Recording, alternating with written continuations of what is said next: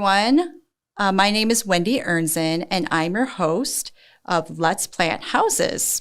So today, I have a very special guest, Jenni. And Jenni and I have been friends for a couple of decades, I'd say, right, Jenni? Yeah. And so Jenni's going to tell us a little bit about her story. So Jenni, how about we, if you wouldn't mind just telling the listeners a little bit about your family, let's start there. That sounds great. I have been married to my husband for 23 years. We have a son, Jack, who's 21, a daughter, Addison, who's 19, and we're just a very active family that loves to travel, boating, laughing, doing things together. We're pretty tight-knit, and I'm pretty blessed that way. Yeah, you have amazing kids. Thank you. So speaking of your kids, so Jack is amazing. Yes, and he is. I was wondering if you could, if you wouldn't mind sharing a little bit about Jack, like when he was little. Well, when Jack was little, Jack was a temperamental baby, but just colicky, Sure. nothing big. But he was just always a sweet boy who liked to play with his cars, play with his toys. And around 3, I would say, my pediatrician saw a few red flags and talked about his eye contact. Mm-hmm. And the weird thing is he could read because he memorized all his books. Right. He could play. He could ride a bike. He wasn't riding a bike then, but he could do things. So He was really physical and active, though. Yes, he was a very active little boy. He loved the water, loved everything. There were some sensory things, loud noises. Mm-hmm. There was a few things that we kind of wanted, dogs barking, certain things upset him. Right. And he was getting fussy with food, textures of food. So those were some weird things that we wanted to explore. So my pediatrician suggested, let's find like a play group, a preschool. Maybe he goes a few mornings a week. Sure. Because this was like in July and schools weren't really coming back yet for testing. So you had weeks before. Weeks. Mm-hmm. So I did get a hold of my local district and we put him in preschool screening. Okay. And when we did that, we started with the play group at the preschool and it went fine. It was just 3 mornings a week. Sure. No big deal. They never really gave much feedback. So it was more of a time to play and do activities. Then we got him screened for preschool, and they suggested we put him in a program called, it was ECDD, and it was for 3-year-olds. It was a 4-year-old program. Mm-hmm. 3-year-olds went in the morning. They rode the bus every day. I think actually they started out in the afternoon. So the bus would pick him up 4 days a week, went to school. We did that, and his teacher was amazing. She used records. She would, to get the vocabulary going, gave them little microphones to say their address. That was their big deal. Oh, that's awesome. So he learned a lot of really important things. It's lots of data that lots of kids are supposed to learn. So he was doing better, but there were still some, I would say, concerns that we just kept rolling with. Okay. The second year when he was 4, the teacher called me with a couple concerns, and it was a little bit about food and a little bit about, just checking in with me. Maybe I should, she really didn't say this, but maybe we should see a neurologist and talk to if there was something neurologically wrong. Okay. What I find out now is kind of a big question. It is. And what I found out now is we probably should have went to a psychologist first. Okay. But we didn't. We listened to our pediatrician and we went to see a really great doctor. The problem was it was so early on in autism, they weren't jumping the gun to give a diagnosis. He said, your son can read, he can write, he can do so many things. At 4. At 4. Yeah.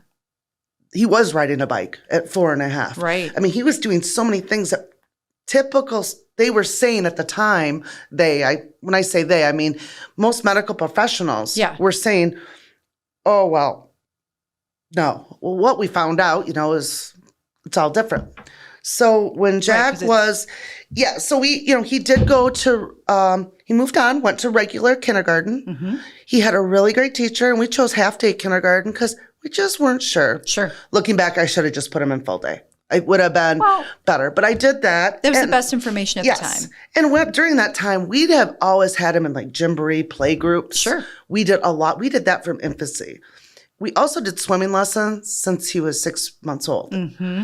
And so he always swam, and we always kept him active. Sure. I think we just decided, after talking to the doctor, he had a processing disorder. Okay. And as I was telling you earlier, This was the neurologist. Yeah, the neurologist, but the neurologist didn't want to say that. Okay. My pediatrician said it's like telling a joke to somebody and they laugh 3 hours later. So I use that analogy to describe him most of his life. Yeah. And he's still that way. It's not that he doesn't get it. No, it just might take him in his own time. Absolutely. He actually, speeding up how many years, we never really got a diagnosis until we saw a psychiatrist when he was 17. Wow. 18. Yeah. And the school labeled him. That was the other thing. The school, when he was in second grade, had an autism consultant come in. And we kind of felt like she could just look at somebody and say they had autism. We just weren't 100% sold on her diet. But we got him an IEP when he was in second grade because we just wanted to help him. We wanted to get through all the red tape. Sure. So I guess you could say they felt he had autism. Okay. But we never got an official But you're like, whatever doesn't it takes to give him the resources he needed to support him best in school. Okay. Sure. So really, that's how it all came down. And the IEP was probably the best thing we got for him because it allowed him to get extra help in school, extra help on tests, and allowed him to just go to public school. And I say there were hiccups. There's always hiccups. Of course. But it was the best thing we did early on was get him into school. Right, and getting him the supports within the schools. Absolutely. Okay. And that's hard too. And you have to advocate for yourself. Tell me a little bit about that. I found so many things that I didn't even know existed. You know, one thing I do stress is having them try everything. Try sports, being adventurous, go to the movies. Sometimes you just have to make them get out there and try things. Right. And that really drove us to keep pushing. The problem is you have to do it. Nobody will do it for you. Right. As you and I have talked, you can put all the time and money into dealing with the school, or you really have to do it yourself. Right. Or you can just go outside the school. You have to go outside the school. I mean, we were talking earlier, we found a place near us. It was a sensory systems, it used to be called. I think it's changed names since then. At the time, insurance wouldn't cover it. It was $95 an hour. And at the end, my husband said, well, he can go jump in a thing of balls at McDonald's. You know what I mean? And the lady even said, I'm not seeing what I usually see. Okay. So then I'm like, oh, okay. Right, because they're basically saying like he was too, he wasn't severe enough to see like the impact of going to a place like that. But yet you're like, but we're trying to find every little bit to help him. Exactly. Yeah. So that's hard. I think that in a nutshell, that's how we started the whole process, is early intervention at 3-4 years old. And so once you got these types of supports, how did his life change? Like did it get easier for him being in school? Did it seem like things got a little bit better? Or it did. I call it a roller coaster, and I call it elementary school. He was really lucky and probably had some of the best teachers. And he did. And teachers make such a difference. They do. Elementary was a lot better. In 5th grade, some of the mean kids came out. Okay. We started noticing with puberty and everything. And he's in general ed. Yes. Yeah. He did get resource help. Yep. But still, there were the mean kids came out. Okay. But until then, he did clubs. He had there were just supportive people all around him. Elementary he might have had a bad day. Things happen. Because everybody has bad days. They do, but it was the teachers that were just wonderful. That's wonderful. In elementary. And it was in our neighborhood. So it was I always said, that was not a bad experience. But about 5th grade, we started noticing some behaviors. And him being a little more excluded because kids were growing up. And when you are socially awkward, it doesn't fly. Right. As you're becoming a, preteen. Right. No, that makes a lot of sense. Yeah. So, sorry. Go ahead. No, I was going to. No, I was just going to, middle school was the harder transition. Sure. Those mean kids got meaner. Okay. And we really had to step up and get our administration. We had to make a lot of phone calls, and we had to advocate, and we had to do a lot of research, and got really mad at a lot of teachers. Okay. A lot of things that were happening were unacceptable. And in 8th grade, we really had to put our foot down. And when we did that, finally the administration kind of started getting it, which made a big difference. And going to high school, that was just a lot of adjustment. Like we were saying earlier, he had to learn how to take tests, on a Scantron, right, filling them out.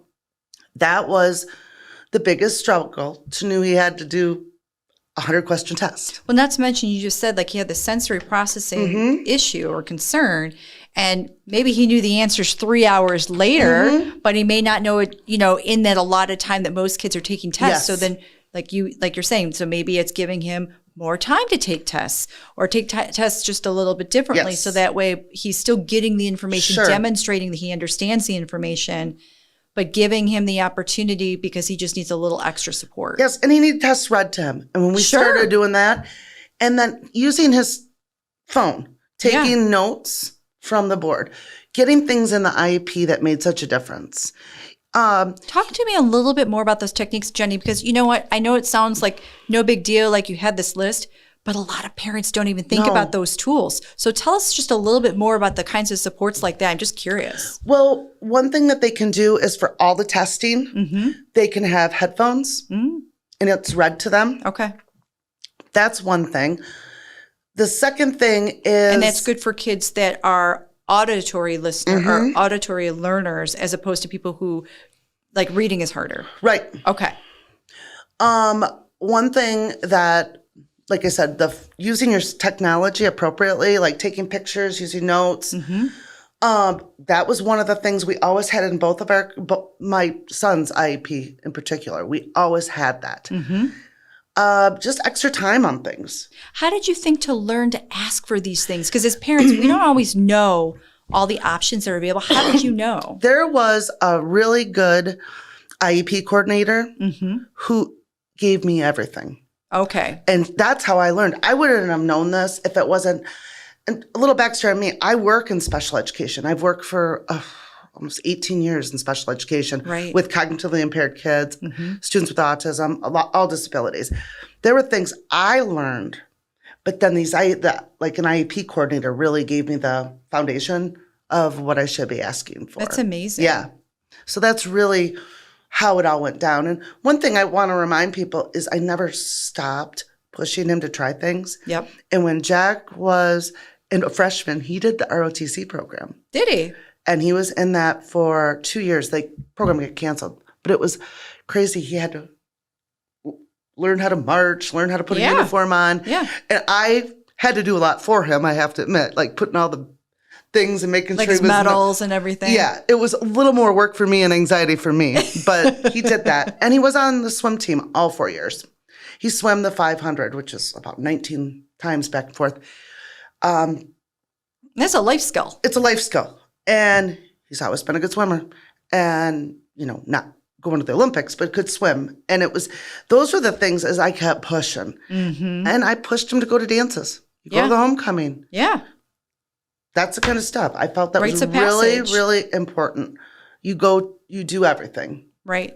And that was the saddest thing that happened was COVID because he had just started working with MRS. Wait, what does that MRS stand for? Michigan Rehabilitation Services. Okay. What do they do here? They help you. They came into our IEP, and what they do is they help you with job skills training. They get you a job. Yep. You get paid. Yep. And you do that job and maybe another at the same time. You get to work in a lot of times Meijer, Kroger, a lot of the big grocery stores, hotels, And they provide job coaching too, right? They do. They go right to work with them. They help them get a resume together. It's amazing. He was scared. Jack was scared to do it. Sure. And because it's new. Yes. He goes, how am I going to go to school, swim, and get a job? I said, well, you can work Saturday and Sunday. And that's what we did. He went and worked at a bowling alley Saturday and Sunday, vacuumed the bowling alley in the morning. It's great. And then he worked at a pet store and put crickets in containers. That was really cool, though. I mean, he got that experience. It was sad because then everything stopped. Oh, because of COVID. Yes. And then no prom. We don't know about graduation. Mm-hmm. We don't know this and that. And MRS stopped. I mean, we couldn't get the services. Finally, I want to say the end of July, August, they reached back out. This was in 21? 20. Okay. And said, listen, he can go to work at Gordon Food. He went to Gordon Food. Okay. He worked there for a while. Okay. Then he went to a Marriott hotel, worked there for a while. And then we're ready. Let's go interview. They got interviews set up for him. He went to Gordon Food and he went to Kroger and interviewed, and they said he did a great job.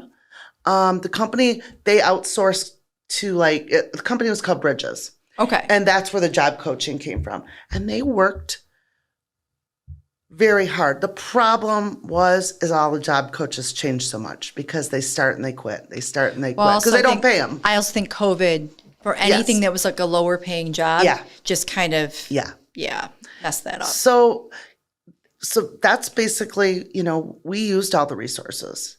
And a lot of times I didn't even know what I was doing. I was just spinning my wheels. But I'm like, you're going to do this. So in January of 21, he got hired. And he's been at Kroger. It'll be 3 years in January. That is amazing. It is amazing.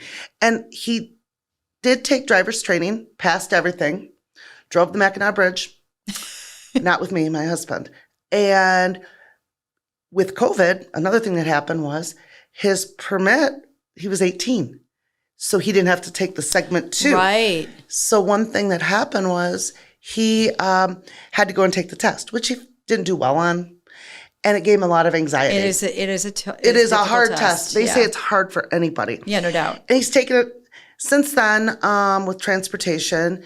He rides his bike to work, or we drive him. Yep. And I'm very proud of him for that. It's about 8 miles, and he has his backpack, packs all his stuff, his lunch, a rain jacket, because you got to be prepared. Yeah, no doubt. And he does that. And when he's ready, if he wants to get his driver's license, we'll support him. Yeah. But right now, this works. Well, then I think that's perfect. I do too. Right? And he's making money and saving. And yeah. So that makes me happy that he's able to. And he, for instance, he has his own bank card. And one thing we did for Jack was... So what card was that? His bank card. Oh, bank card. Yeah, through the bank, we set up a credit card with $500 limit on it and an ATM card. But he pays for everything on his credit card. He's managing his pays it off every week. Because we don't believe in charging rent. And Jack doesn't qualify for anything. You think about it. If you make, and I want to say it's over $14,000, you don't qualify for anything. Yeah, it disqualifies you from having any kind of Social Security or absolutely. So, which is sad, but that's just the way it is. Yeah. And right. So that's pretty much a nutshell of all that. So, I mean, Jenni, you guys have gone through, so many iterations of different things that you've worked on. Because like you said, you've had ebbs and flows in Jack's life. So, and as special needs parents, I know we've had plenty of these plant a house moments, I like to call them, where as parents, we have to make the impossible possible. What is one of those one of those moments you might want to share with our listeners? There's a couple, but the one was impossible moments. That you had to make possible. Yeah. Letting him drive. Oh, no doubt. I was scared to death. And he did all right. But talk a little bit about graduation, because we're at one point... Folks trying to talk you into a certificate of completion. Yes. When he was a freshman, he took biology. And I always said I took biology too, because I never was good in school. I had to work my tail off. Sure, as many of us do. I just did not do the science stuff.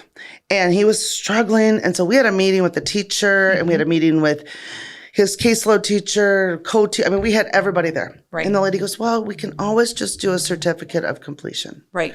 And I said, no. He can do this. Can you tell listeners a little bit about that difference? Because I know you being in the education. The thing is there's goods and bads. Certificate of completion is when basically you don't have to take the core classes. The requirements. Yes. Yeah. Certificate of completion gives a student the opportunity to go actually get a lot more services after graduation. Right. For instance, you can go on to a secondary program. Mm-hmm. You can go to school till you're 26. Exactly. Yeah. With a high school diploma, it's a little different. He was smart. I didn't want him not to have a college opportunity if he wanted. Right. Or any kind of technical. Like a technical program. Yeah. So that's why we made that call. So we made a conscious effort to just really focus on study skills, making cards, going over. But that took sitting at the table till late at night. But that's because you knew he had the potential. Exactly. Right? And so what I heard you, because what you shared with me offline, listeners, but what you were sharing with me is that at that time, they were like, well, we could just do a certificate of completion because then we don't have to push Jack to do all these things. And you're like, well, no. I know Jack has to, because you know your kid. Yeah. And what I'm hearing you say is that, again, as a parent, it's up to you not only to advocate, but then you got to be the person like there supporting, pushing your kid because of you don't want to miss out on those opportunities. Absolutely. And he, it was really interesting.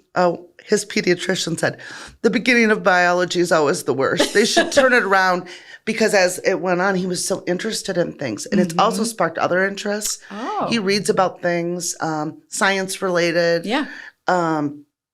It's actually sparked a lot of the world history. He remembered things and he learned. So by pushing, and that's what it took. It took a lot of, again, parents advocating, parents at home. What you do at home is so important. No doubt. I mean, the structure at home, no doubt makes the biggest difference. Yeah, I think you're right. So it sounds like, well, why don't you share a little bit about like what's the day in the life with you guys now? Well, it's really funny. Jack went and advocated for himself to work days. Okay. Because he used to work like 4 to 10 and he didn't like it. And he loved the people, but he liked being there during the day. Sure. And he liked his evenings. He liked his family time. He wanted to be more normal, like a normal work schedule. Yeah. So he works. And Kroger said to him they didn't know if they were going to be able to give him that many hours. Because he's seniority. Well, they've actually given him above and beyond. Oh, that's because amazing. He shows up every day. Yep. He takes a lot of pride in how he looks. Mm-hmm. Very good hygiene. Mm-hmm. Very well groomed, which are huge things. Yeah. And you know that. It's all about presenting yourself to the world. And that was something I was really strict about when he was younger. How you look, I know it shouldn't matter, but it does matter. Life is hard enough. Right. If you can't get up and shower and put clean clothes on, you're going to always struggle. But if you can just get through that obstacle, that's one thing I can't stress enough. So usually he's really self-sufficient. He wakes up quite early. Mm-hmm. He wakes up sometimes before me. He likes to get up, have his breakfast. He watches, he plays on his computer, likes to do a lot of maps, look at things, look at lakes, look at cottages. Very interested in geography. Yep. Does a lot of that. Then he always goes outside and skateboards for about an hour. That's great. Get some physical activity before he goes walks, to work. Yeah. Takes a walk. Not into video games at all. Never played a video game. He tried, just wasn't his thing. Yeah. And typically he packs his own lunch, gets ready for work, checks in with my husband and I, always checks in. Is there anything you need? Mm-hmm. How's your day going? Very polite. He's very close with some of my cousins. He'll text them and some of my friends. He just, because he doesn't have a lot of friends, he's very, it can be isolating. Yeah. But he really tries. He tries in his way to stay close to people. Sure. And that's been really important because he needs to feel that way. He's 21 now. Right. So he doesn't, I'll say this is hilarious. We went to Mexico at Christmas and went to Senior Frogs. And we said, Jack, you're 20, he was not quite 21, but I go, you're in Mexico. You were going to sit down and you can order a margarita or something. Right. We sat down and we were all sitting there and we were visiting. And Jack took the whole margarita and just slammed it. And we go, what are you doing? He goes, well, He goes, what? I just thought we were getting a quick drink and leaving. He didn't understand the concept of sitting at a bar and visiting. He's a big kid, so we weren't too worried, but we were like, no, you don't do that. You're like, okay, water is next for you. No, and he didn't even care. He doesn't really like the taste, but he was in Mexico and wanted to he wanted try it. He wanted to participate in so but he just like took the whole thing, down. Oh, that's funny. It is funny. So I guess, Jenni, with your vast knowledge and experience, I know that we have just a few more minutes. If you're going to share something, with a family new to this journey, what would be some advice that you would give them? I would talk to your family doctor. If you don't like what somebody says, go somewhere else. Okay. Number one, keep pushing. I would go to any therapy, any psychiatrist. I would really recommend going everywhere. Mm-hmm. Never stop, because you could find out it may not be autism. Right. What if your child has a hearing problem? Right. That was never diagnosed? What if your child had something else? Never. I would not stop. One thing we found out was my son has a lot of dental problems. Mm-hmm. He has also weird cardiology, like he's had to see a cardiologist just for some of his levels and things. What if some of those things are factors? Right. Really take the time to see the doctors. And believe me, I know it's hard and I know it's expensive, but use that. Do any type of therapy you can. Mm-hmm. Like we talked speech therapy. That's what that only did. Occupational therapy. Anything you can do. Right. And try to reach out to people who are, if you can, to get a community of people who back you up and are on your side. Right. It's hard. It was hard at the time for me when he was real little, because friends are like, why is he acting that way? As you know. Right, because kids don't always understand. And they don't understand. And parents don't understand. Well, if that was my kid, well, you and I know. Yeah. And people have a lot of opinions. But you're right. Getting a supportive group of people around you who understand your child and understand your situation is so important. Yes. Well, thank you so much. Oh, you're very welcome. It was a pleasure. I really just, I'm just grateful that you were able to share your story today, and just hearing how Jack's doing. It sounds like he's doing amazing. Yes. It's awesome. So thank you. You're very welcome. So again, my name is Wendy Ernzen, and I'm your host of Let's Plant Houses. And I hope that you can tune in next time. Thanks so much.